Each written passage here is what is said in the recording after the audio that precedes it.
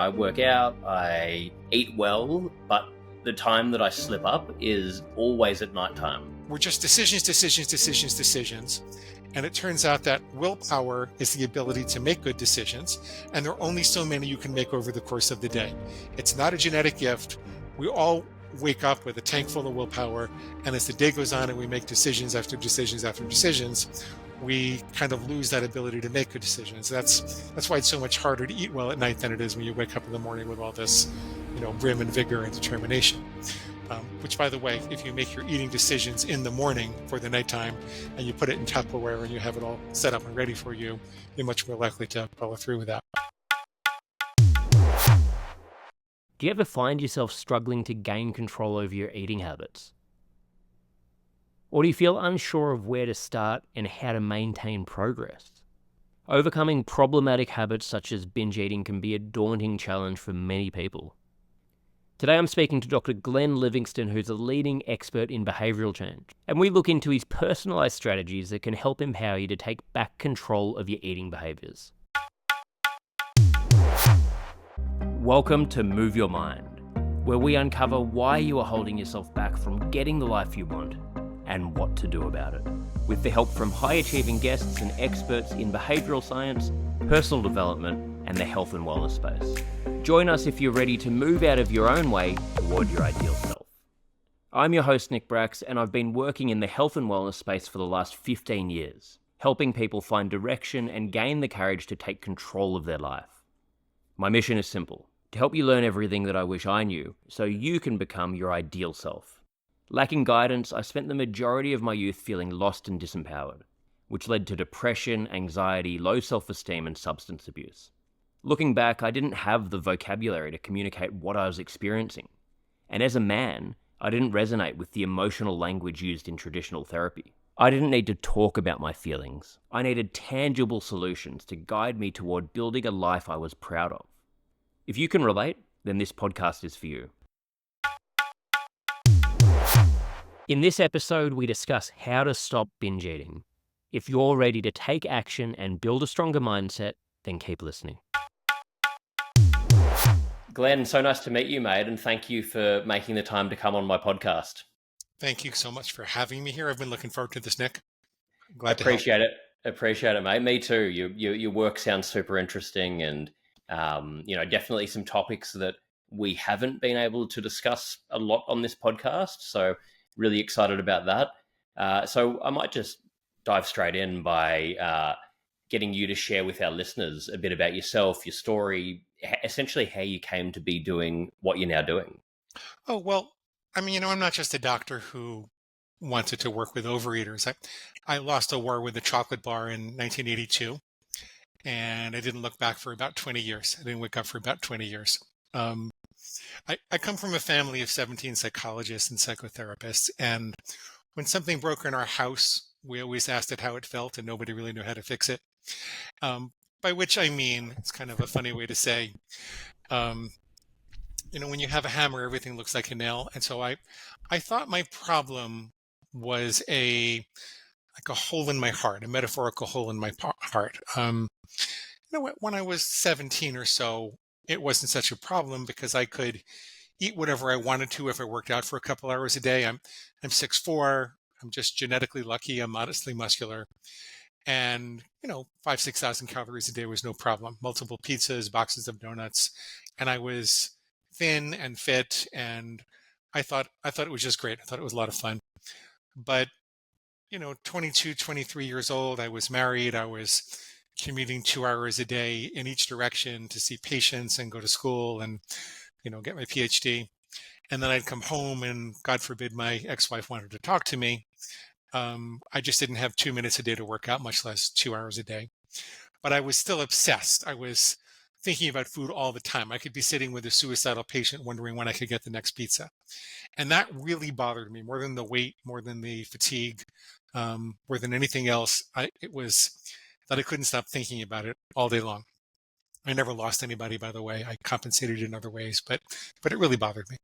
Yeah. So I figured I had to love myself then. There must be a hole in my heart, and if I could fill that, I wouldn't have to fill the hole in my stomach. And I went to the best psychologists and psychiatrists, and I screamed and I cried and I confessed my soul and did all the things a nice Jewish boy should do in psychotherapy. Um, and it made me a more soulful person. Like I would, like I went on a spiritual journey. I really examined myself. I learned all kinds of things about myself.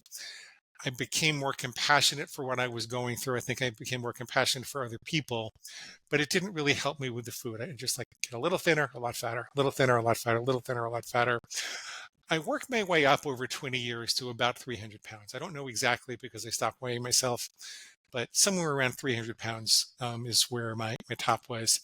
And the doctors were telling me that, my triglycerides were over 1,000 and I was going to have a heart attack before I was 40.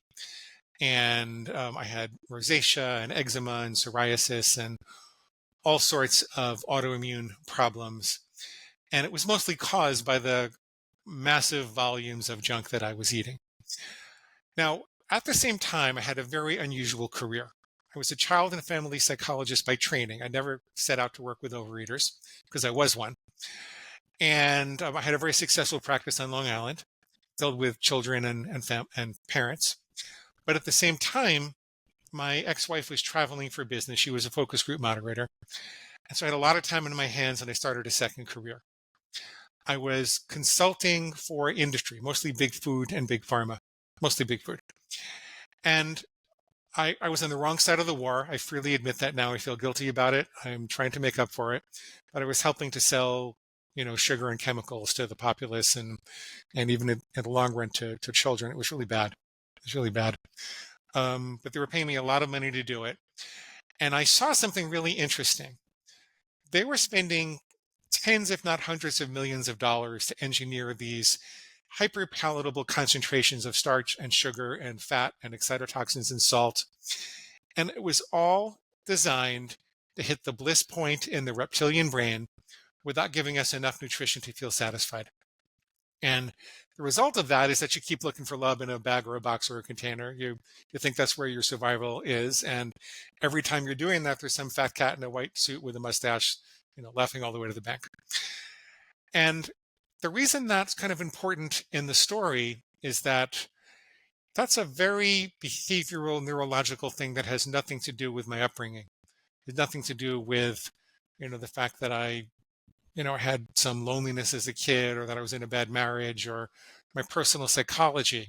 So I wasn't just eating to escape or quote unquote numb out. I was having a part of my primitive brain, which doesn't know love, by the way, the reptilian brain, the seat of the feast and famine response and the, fight or flight or flee or eat, mate or kill response.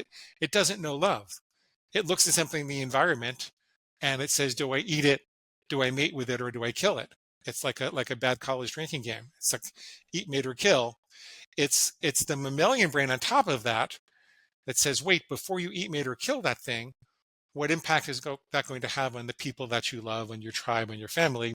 And then the neocortex on top of that says, before you eat, mate, or kill that thing, what impact will that have on your longer term goals like weight loss and fitness and health and your contribution to society, and even spirituality and music and art, and everything that really makes us uniquely human and civilized in a society like we live in. So this thing here doesn't know anything about love, and I'm spending 20 years trying to love myself in. I looked at the advertising industry and I said, they're pressing our evolutionary buttons. They know how to wake up the reptilian brain and get it to push the rational brain out of the way.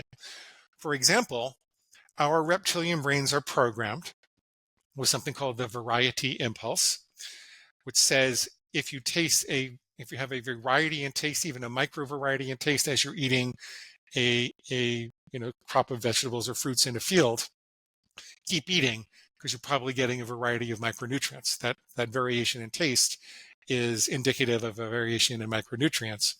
But when a food manufacturer, let's say they're making potato chips, and they make them on a variety of assembly lines with slight variations in flavor, and they put them all into one bag, they're preying on that evolutionary impulse that we have, but they're not actually providing those micro variations in nutrition. And so there were things like that. There are things like plausible deniability. There was, like these potato chips are made with avocado oil, therefore they're good for you. Does anybody really think potato chips are good for you? But that's all the reptilian brain, that's all the rational brain really needs to get out of the way, because our survival impulses are so strong. And so I saw that industry was really we're taking advantage of our impulses, and it was really kind of bypassing the part of the brain where our experience and love and nurturing and our whole personality was based, just to get to the brainstem. And so I said, I'm not going to be able to love myself then. This is not going to work. This is not about nurturing my inner wonder child. This is about an impulse that's being stimulated like any other biological impulse, and I'm going to have to take control. So I'm talking to a group of men, so I can easily say, if your testicles wake up because you see a pretty woman on the street, you don't go right up and kiss them, right? You can't just go right up and kiss them. There are ways you have to approach in a civilized society, or you could run the other way like I do because I'm kind of shy. But your testicles can't rule the day. They just can't. Same with your bladder. If you really have to pee, you wait until you're done with your meeting. You say, I hear you. I'm going to take care of my authentic needs, but I'm not going to ignore you. But we're going to do it on my time and my schedule because, I'm talking to Nick right now. We have to finish this conversation. So in a civil society, we have these biological organs that create a tremendous pressure, tremendous drive, but we're expected to control them, and we get in a lot of trouble if we don't. Why is food any different? And the truth is, it doesn't really have to be. It's a very strong biological drive. You can't ignore it. It's not like drugs and alcohol where you can just put the lion in the cage and keep it there. Here, you got to take the lion out of the cage and walk it around the block a few times a day because you can't stop eating. But it's still just a biological urge that you could take control over. I did a kind of crazy thing. Remember, I wasn't going to teach this. This was a very private thing. I decided that if I was going to control this thing, that I had to really clearly know when it was awake. And the only way I could do that was that if I set up a kind of a tripwire, a black and white rule that would tell me when this thing was trying to get me to break it. So one of the first things I did is I said, okay, chocolate is my thing. I always get in trouble with chocolate because first it's just a little chocolate, and then it's some pizza, and then it's a latte to wash it down, and blah, blah, blah, blah, blah. I'm going to say I'm only ever going to have chocolate on the weekends and no more than 2 ounces. I'll never have chocolate on a weekday again. And as soon as I did that, I was like setting up a line on the sand, because then if I was at a coffee shop getting a coffee and there's a big chocolate bar on the counter, and I heard a voice in my head that said, you know what, Glenn, you worked out really hard today. A couple of bites of chocolate aren't going to kill you, even though it's a Wednesday. It'll be just as easy to start your silly rule again tomorrow. I would say, wait a minute, that's not me. Now, this is a little embarrassing for a sophisticated psychologist like me, but this is a private thing. I said, that's not me. That's my inner pig. And chocolate on a Wednesday is pig slop. I don't eat pig slop. I don't let farm animals tell me what to do.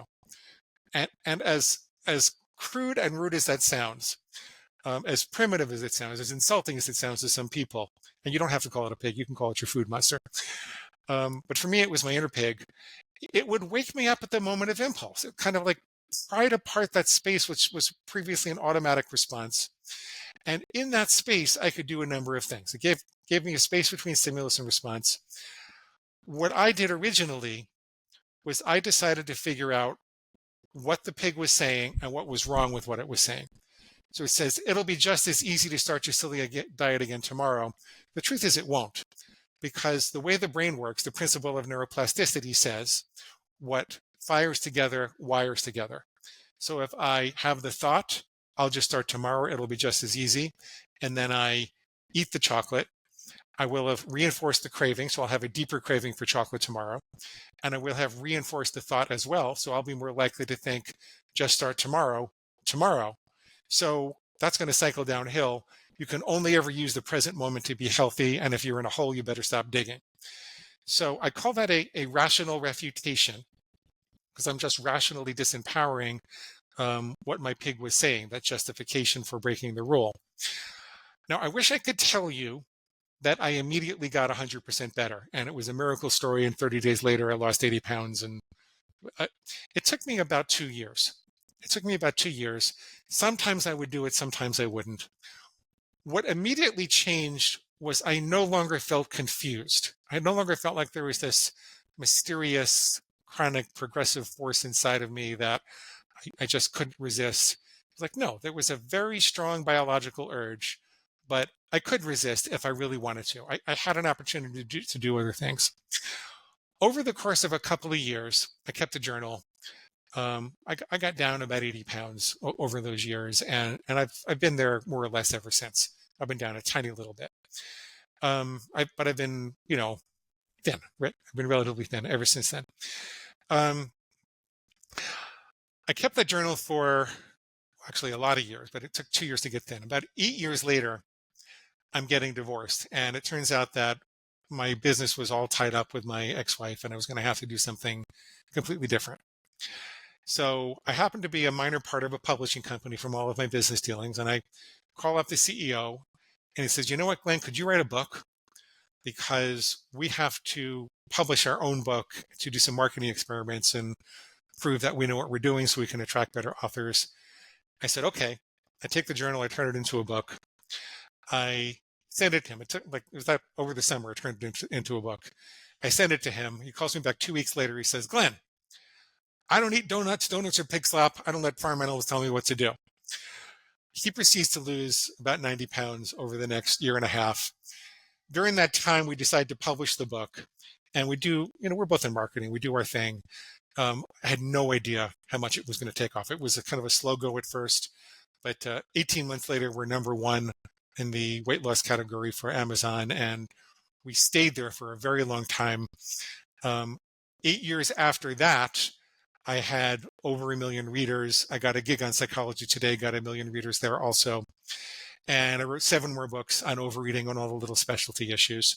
The latest one of which is an update with all the scientific literature that we came across. And because I also wound up running a coaching agency and we serviced over 2,000 clients, I had a lot of experience with figuring out how to help other people do this. I'm going to shut up in a minute because I'm almost done with the story. But what I discovered was in the last couple of years that although fixing my thinking was largely enough for me, there were some other things I did, but mostly I just fixed my thinking and took away my justifications for overeating. I found it wasn't always enough for other people. We got to the point that we could fix people's thinking in about a month. So the people that would engage with us, we measured it on over 1,000 people. We wound up with, I think it was 89.4% reduction in overeating episodes after 1 month. However, when I followed up to find out what happened at the 6-month and 1 year period, it was really a bunch worse. Like it was more like 55%, 60%.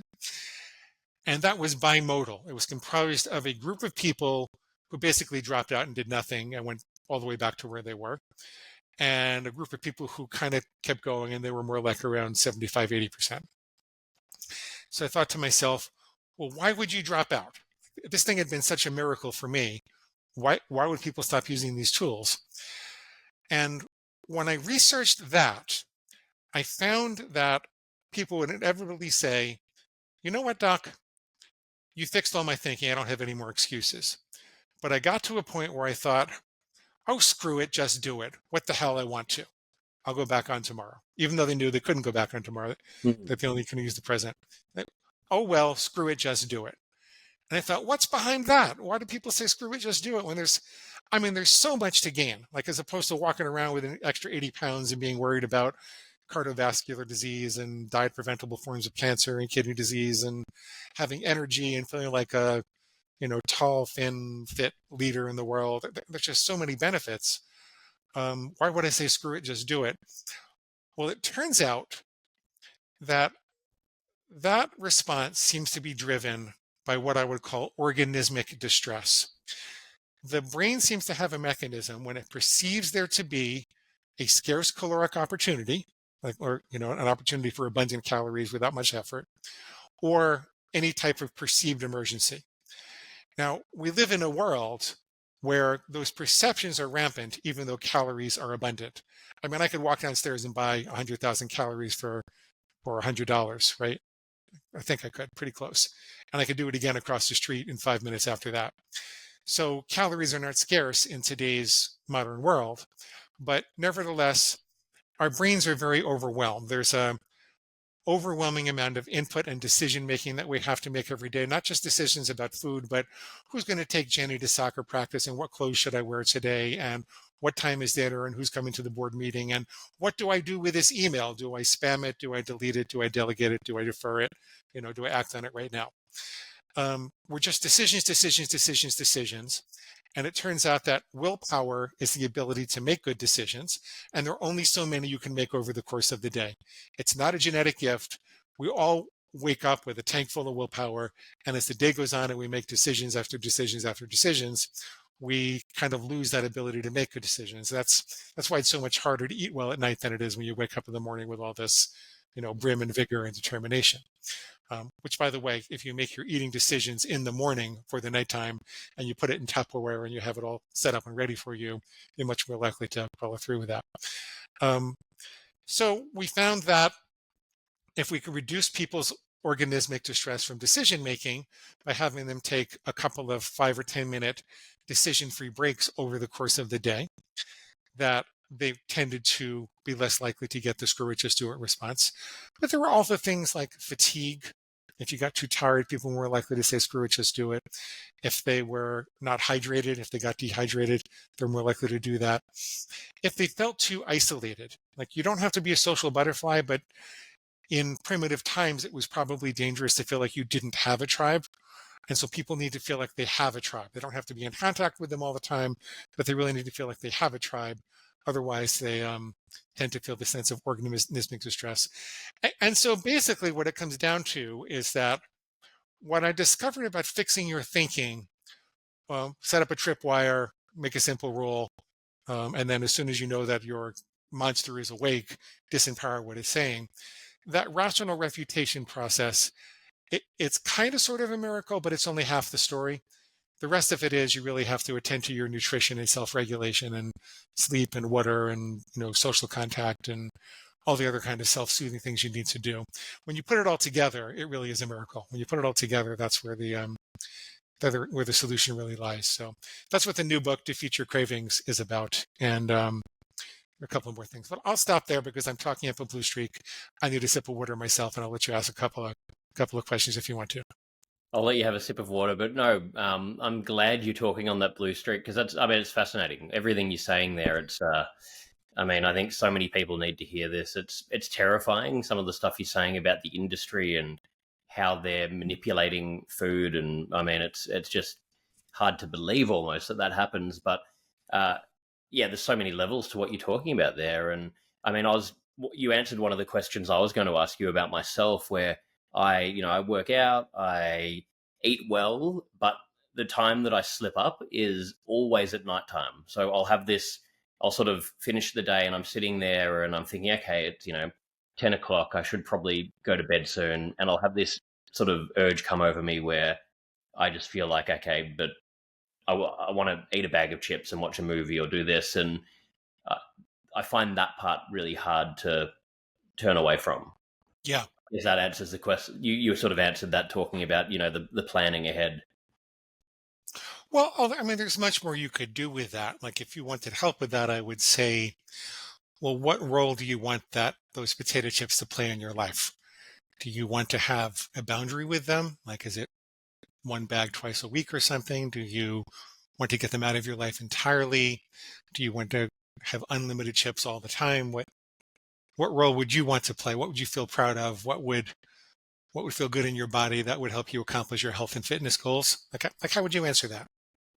I would say having, a day a week where you can binge or have a treat or something like that would probably work better for how I operate. So having that boundary where, I think what you were talking about made a lot of sense to me. I operate off discipline and I need tangibility. I found in mental health in general, or whatever the hell we're trying to do, when people don't have things that are tangible, it's so difficult. People don't do it. And that's what we hear on this podcast a lot of the time. It's especially from men. If you hear great information, but you don't have a very simple, tangible blueprint of what to do, it normally doesn't happen. So I think for me, it's just that very strict, okay, this is when you're not doing it, this is when you're doing it, then you can just forget about it. I find So that really how many potato chips would you have that one day per week? I mean, look, it's not a big problem, but I would say when I do that kind of thing, like it's like if I bought like a family size one, I could easily sit there and eat the whole thing. So I don't do it as much anymore, and luckily for me, weight gain hasn't been an issue. My metabolism's probably starting to slow down. I'm 37 now, but I work out, religiously and do everything else well. But it's still, not something I'd want to do. But I've got that compulsive side of myself where if I do, go and if you put something in front of me, I want to eat all of it, even when I know my body doesn't need it. And that goes for not just when I'm indulging in that kind of thing. It would be, if I'm having dinner and there's extra food there, I'll want to eat it because it's just that, that sort of... Because you're on a seafood diet. When you see it, you eat it. Exactly. Well, I'm not going to push you or make you uncomfortable. No, please do. Yeah. Well, what I would tell you is that it tends to work better when people have specific boundaries, because then you don't have to make decisions about it at the moment of temptation. So, if a family-sized bag of potato chips per week was okay for you, or twice a month or whatever you felt like was okay, I would say, well, why don't you actually codify that, make it a very tangible limit? I'll never have more than one family-sized bag of potato chips per calendar week, and only on the weekends or very specific times. That way your decisions have been made and you don't have to be thinking, when should I stop? See, it's very hard to know when you're full on a bag of potato chips because there are often chemicals in the bag that interfere with your ability to know when you're full. And it's not a natural food. It's not like we didn't have salted potato chips on the savannah 100,000 years ago.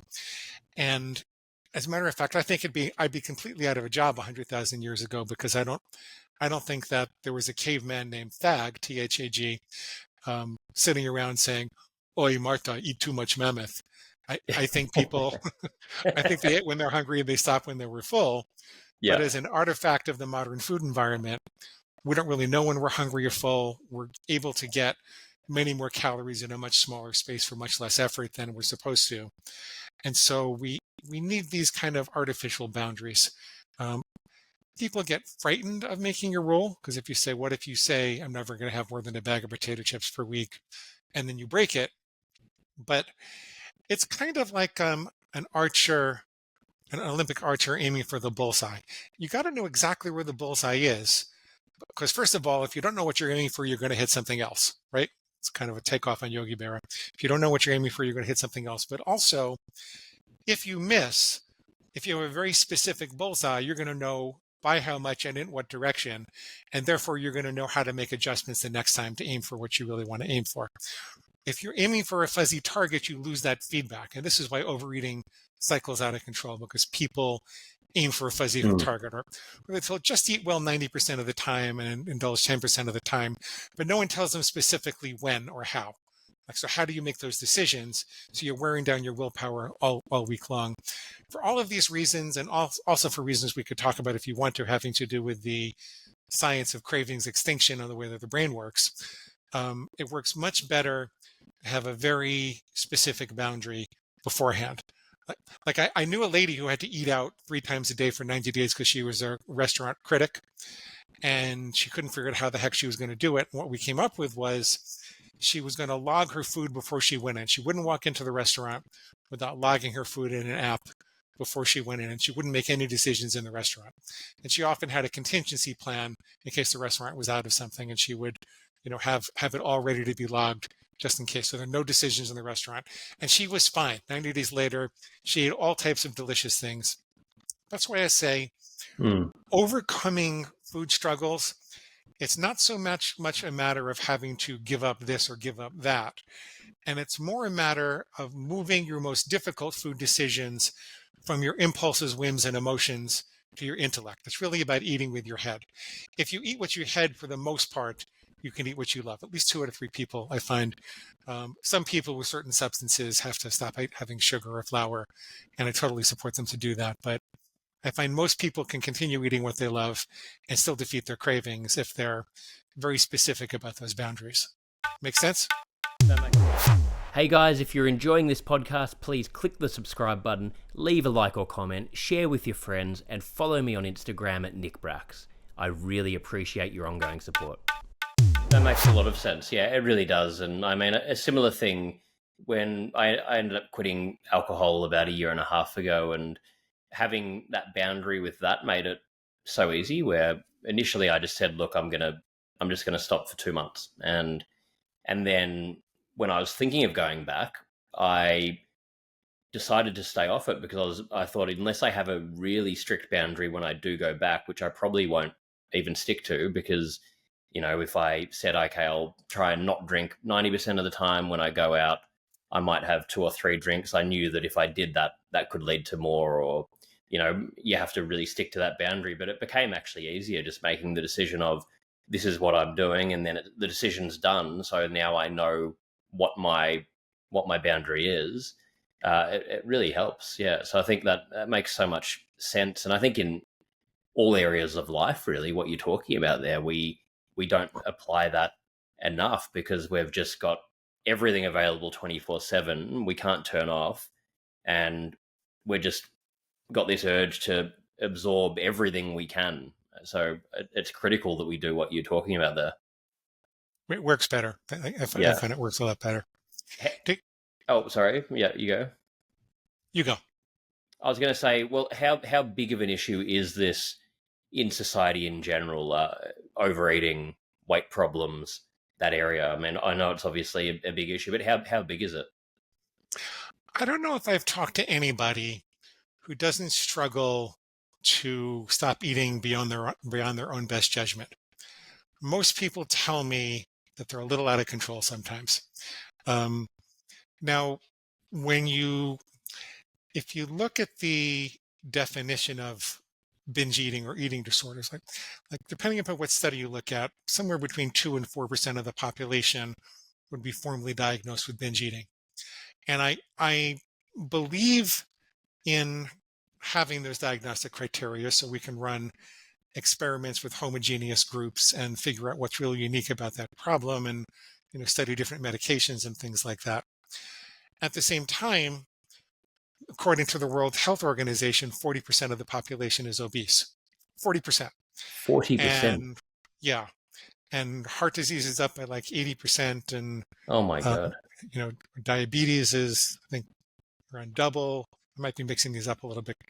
The incidence of diet preventable or diet slowing, forms of cancer is up dramatically also, and kidney disease. And so if such a large percent of the population is having such a quality of life issue from diet preventable or diet reversible problems, then I would argue that virtually everyone would do well to learn how to control themselves and be able to eat within their own best judgment. Like, I'm not going to tell you how to eat, right? I'm not going to tell you to give up this or give up that. I will tell you this doesn't work if you're going to starve yourself. I will tell you I can't really help you with that. But if any nutritionally complete dietary philosophy you can use a set of tools with, there are no pills, potions, or powders. There's no surgery. It's not intrusive. It's not invasive. It's just a matter of some simple thought and discipline, and a little bit of work to, go through the urges and understand what you need to do to make different choices and disempower them. So, yeah, so I think it's a big problem. I think, you've got the big food industry, you got the big advertising industry, and then, the addiction treatment industry says you can't cure it. You can only abstain one day at a time. And, it's a perfect storm. It's a perfect storm for overeating. That's terrifying that many those figures, though. I can't believe that. And I mean, does that is that enough motivation for people to make a change when they are told about the potential? No, because it's not going to happen to me. You see, it's not going to happen to me.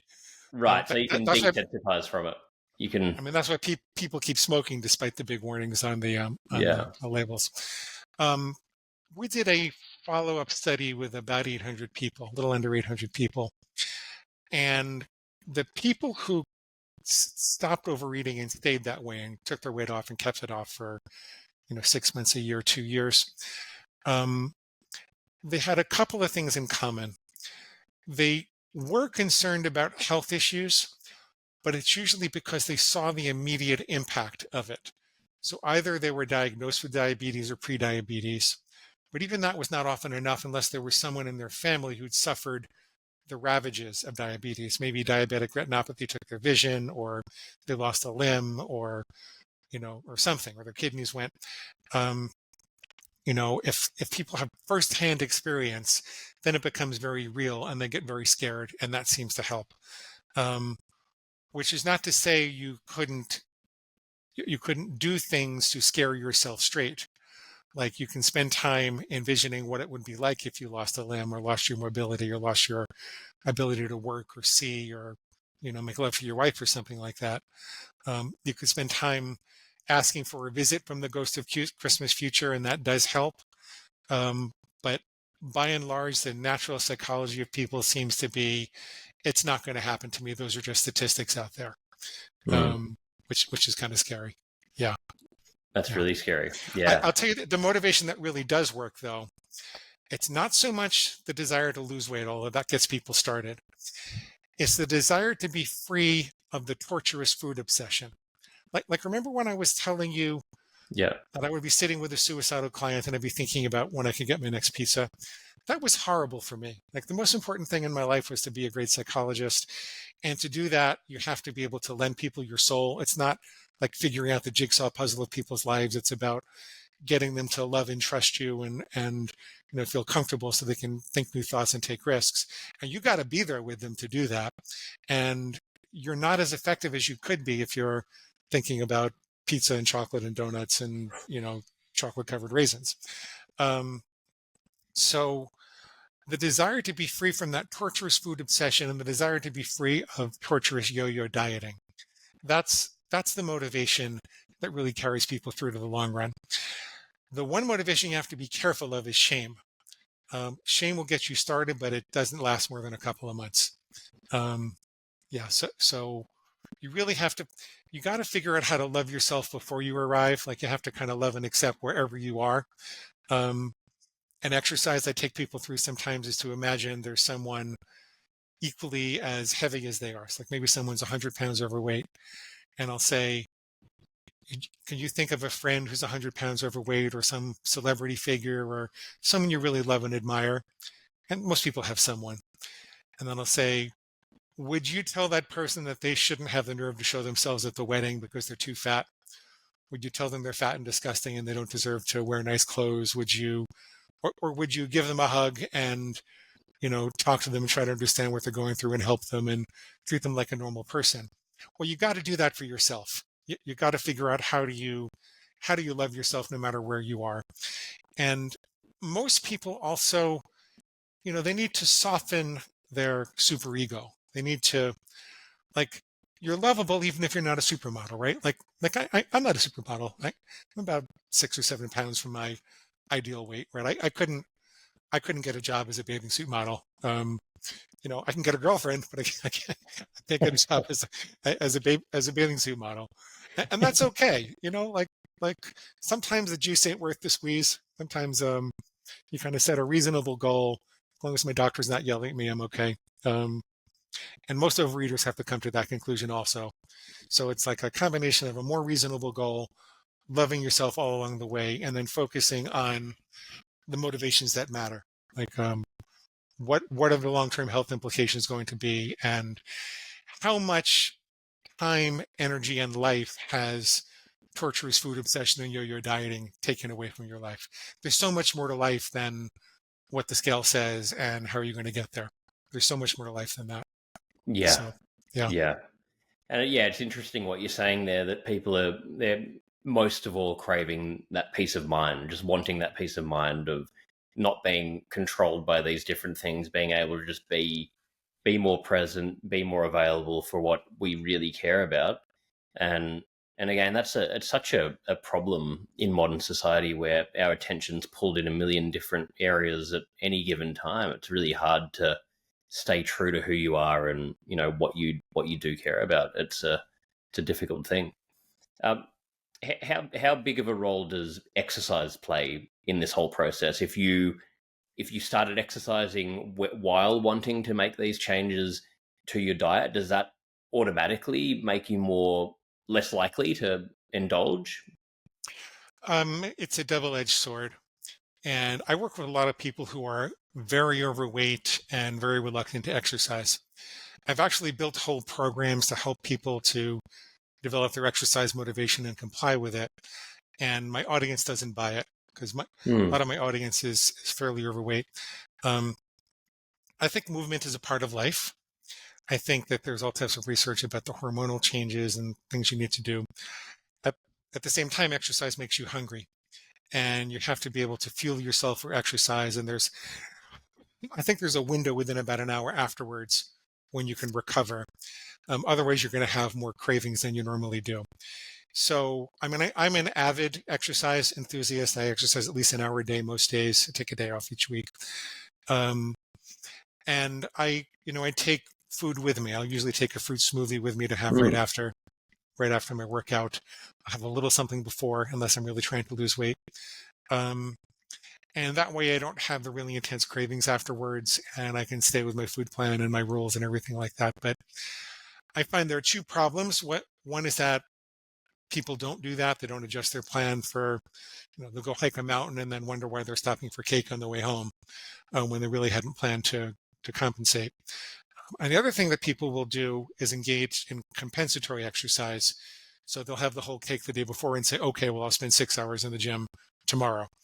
That's something we call exercise bulimia, and it's bad for you all around. So I try to get people not to try to compensate.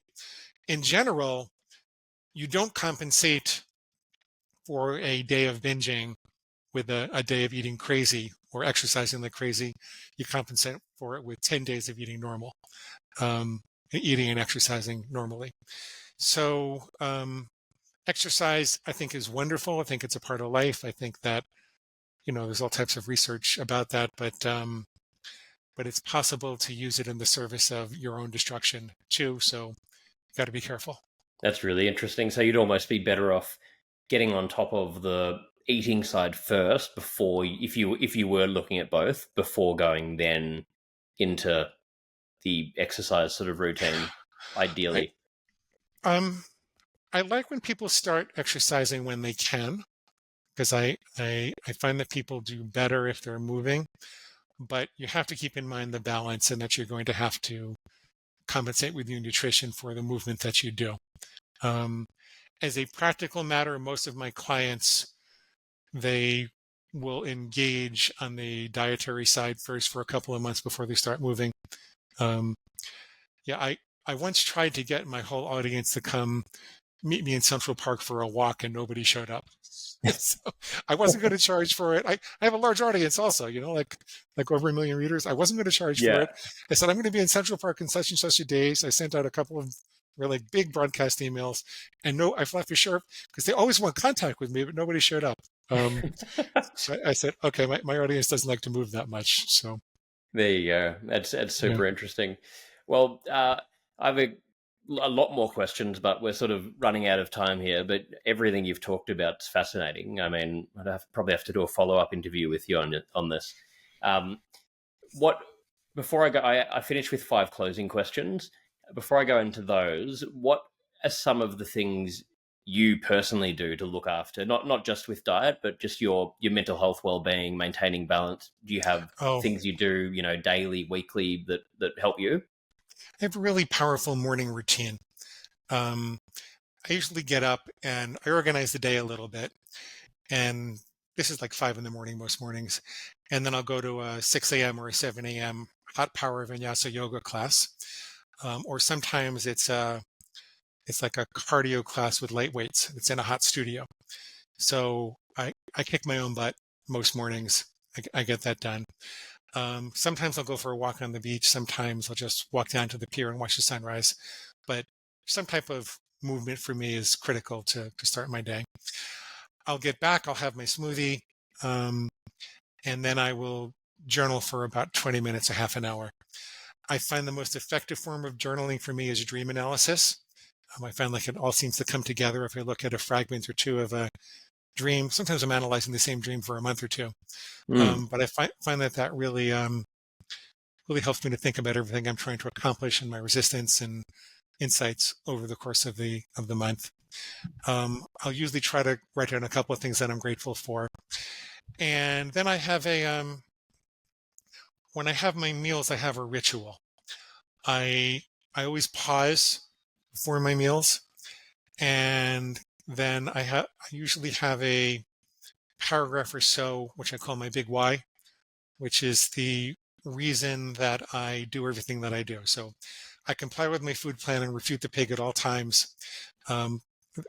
Refuting means disempowering its logical excuses, so that I can walk in the role as a tall, confident, fit man, radiating a smiling presence, to never have to recover from a meal, to not have to look over my shoulder while I eat, to have a passionate relationship with a woman I love, and to lead my company to true greatness and inspire millions of people. That's my big why. I read it every day before I eat.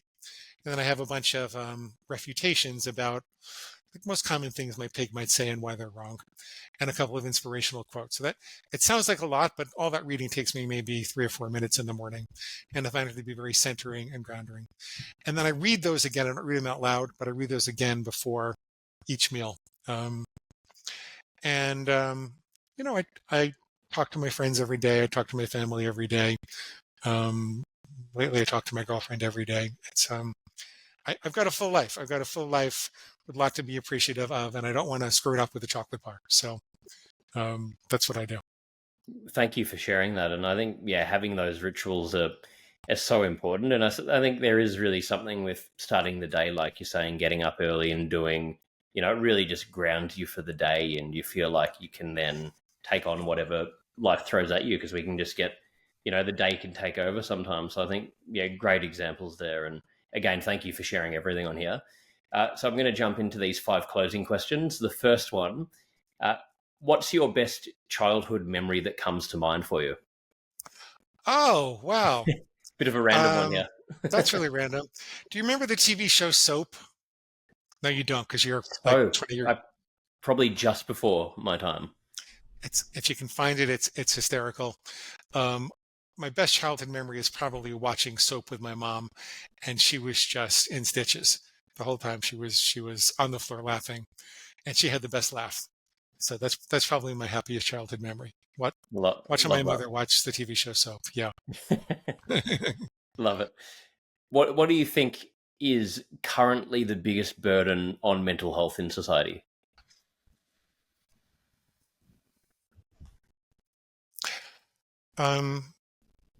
That's an interesting question.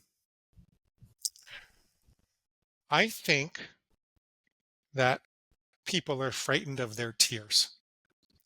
I think that even after all these years of psychotherapy and pop psychology and everything, I think people are still frightened of their tears, and as a result, they spend a lot of psychological effort to bottle them up and keep them hidden from each other, and as a consequence, waste a lot of energy and can't experience the full joy of connection with others.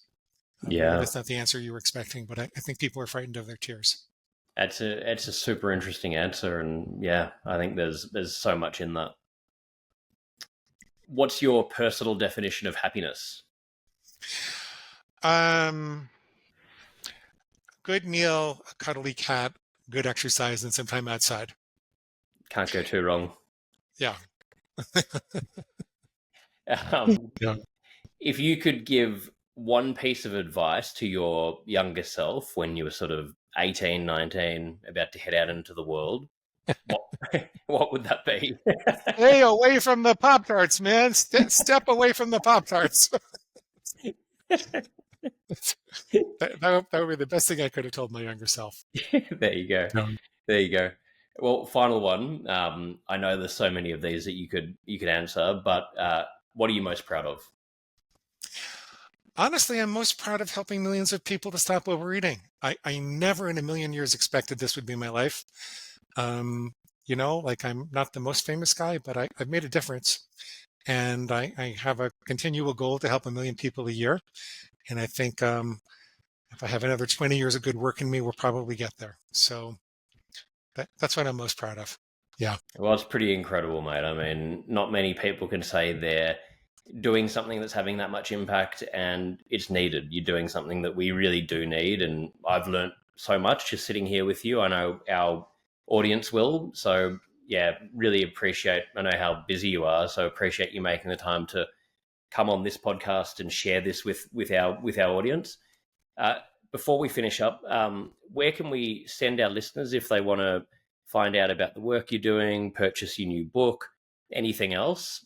We'll put all of the links in the show notes, but yeah, where can they go? You don't have to buy the new book. I'll give it to you for free. If you go to defeatyourcravings.com, click the big blue button, and you can get it for free on Kindle, Nook, or PDF format. There are also traditional formats for traditional charges if you really want them, but it's free in the electronic formats. I will also give you a set of full-length recorded coaching sessions so you see how this all works in practice. I know there's a lot of information here. We didn't get to cover the science of cravings and cravings extinction, which is really important. That's in the book, which is all free. And you'll get a free set of food plan starter templates, which shows you the typical dietary rules that people might use for different dietary philosophies. So this is diet agnostic. You can do it on ketogenic. You can do it on high carb, low carb, point counting, calorie counting, vegetarian, carnivore.